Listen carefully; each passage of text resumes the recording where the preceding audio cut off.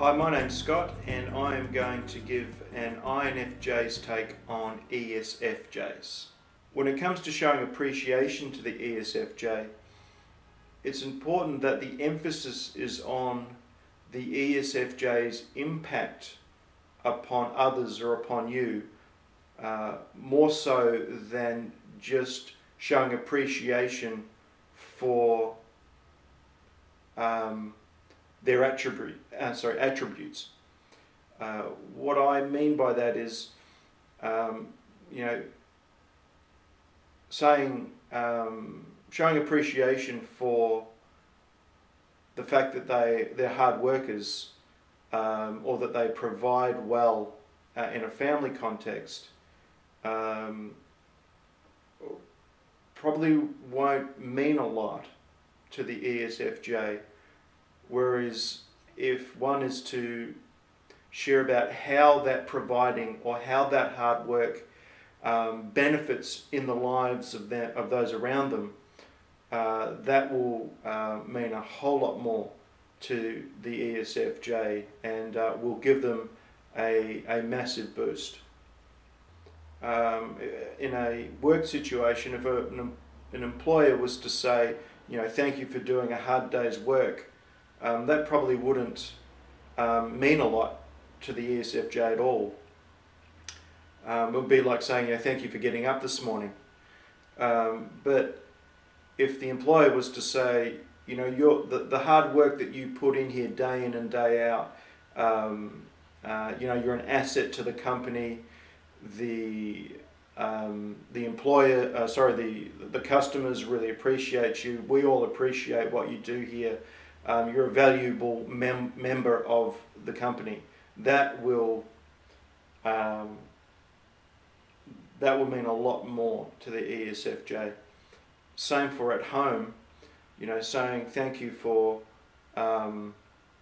looking after the kids so well probably won't mean a lot, but showing how much the ESFJ's dedication impacts upon you would have a profound effect.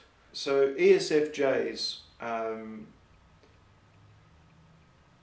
work towards a harmonious working environment around them, an environment that works, and they use their SI function to stick to what works.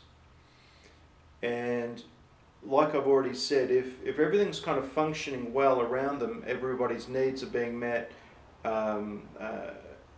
everything's functioning and the system's functioning well, they will just go about their business providing or working. And it's not until something pushes against the SI function that they might step in and be a little bit more assertive, if you like, in order to try to correct that.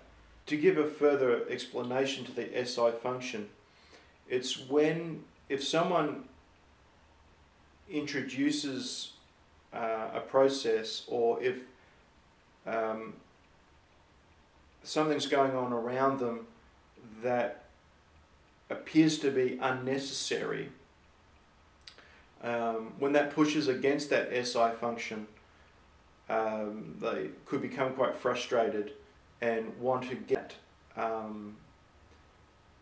that issue resolved for themselves, because they rely on a certain amount of external structure.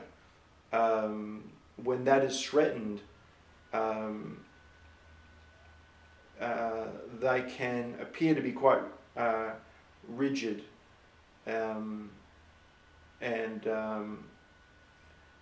really struggle to negotiate change when it comes to their SI processes.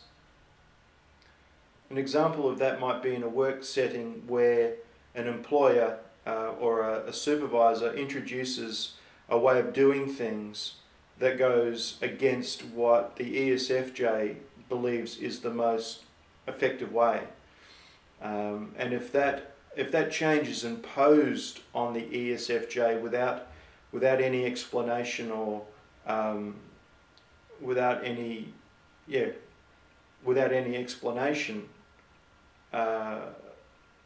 that can cause some conflict, and the ESFJ will have a real hard time adjusting to a new process if they cannot see,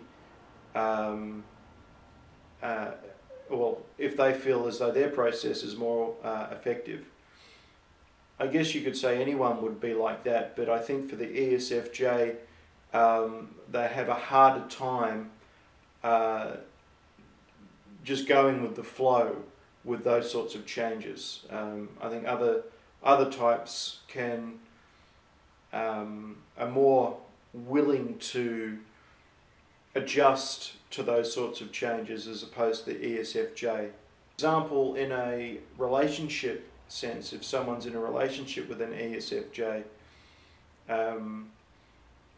it's probably worth just keeping an eye out for those SI processes and maybe even biases of the ESFJ. If one is to notice the ESFJ becoming quite frustrated, it's possibly their SI function is being pushed up against. Probably help to avoid a lot of unnecessary conflict. If the way of doing things appears to be, in certain areas, seems to be mean more to the ESFJ as it does to you, then allowing those SI traits or idiosyncrasies to have their way might be worthwhile. Because of an ESFJ's FE dominant function and SI auxiliary function, they can think that their ideas and their way of doing things are bulletproof and the best way to do them. And they can sometimes try to use logic to convince others of those ideas, and they can sometimes the ESFJ, they will think they are being incredibly logical in their sales pitch or in their explanation of why something should be done a certain way, or why they think a certain way about something. But it's almost like a blind spot, because their logic is coming from predominantly their FE function. So when they think they're being logical, which probably ties in a little bit with the inferior TI function, that they will think that they're coming from that place often. But it's actually their FE function that is trying to really push their idea or their SI process that they want to maintain. And it's because of the inferior TI function that others might find that quite frustrating, in that for other types the logic just doesn't stack up. But because the FE can be quite forceful, there can be that tension between, do I point out the holes in the logic, or do I just let it go? And again, I think it just comes down to how important is it for the other person to get their way, I guess.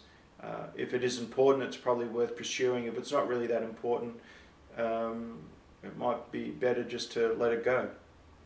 I think where the NE function comes in is, I think it ties in quite strongly with their FE function and their ability to read other people, read situations, and adjust accordingly to create the best environment for those around them. I think the SI function of a ESFJ can make them come across as quite serious. So I think the NE function kind of is a nice sort of counterbalance to that, in that they can be quite creative in relational settings, and be quite funny and quite witty. And I think that ties into the ESFJ's ability to be very warm and come across so naturally in their communications with other people. I think when a ESFJ has some insight into how their SI processes and desire to have things done a certain way,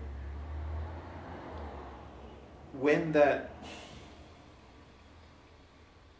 have an insight that may need to be changed, or they get a TI insight, even though it's underneath the NE function, and I think other people giving the ESFJ feedback is a great way for the ESFJ to have some TI insight. Their NE function can then sort of be fired, if you like, and to explore options and ways of doing things differently, and find better processes and better systems that they can integrate, I guess, into their SI function, which will ultimately feed into their ability to effectively provide for others and help to create effective group harmony, whether that's friendship circles or work circles or family circles. While the NE function might be a nice counterbalance to the SI in some ways, I think it can also be a pain in the neck for an ESFJ, because in some respects the NE function is the opposite in a way of the SI function. It can be in conflict with the SI function, which could cause some tension within the ESFJ. That the tension, I guess, between developing traditional ways of doing things versus the SI versus the NE, which is about possibilities and new ways of doing things in the here and now.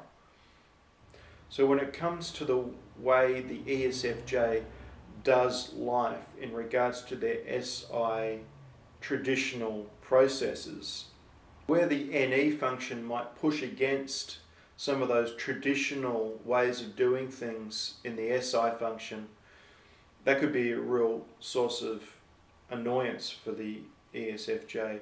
But the NE function, in regards to its ability to be creative in relationships and in communication, in developing and maintaining friendship. It could be their best friend.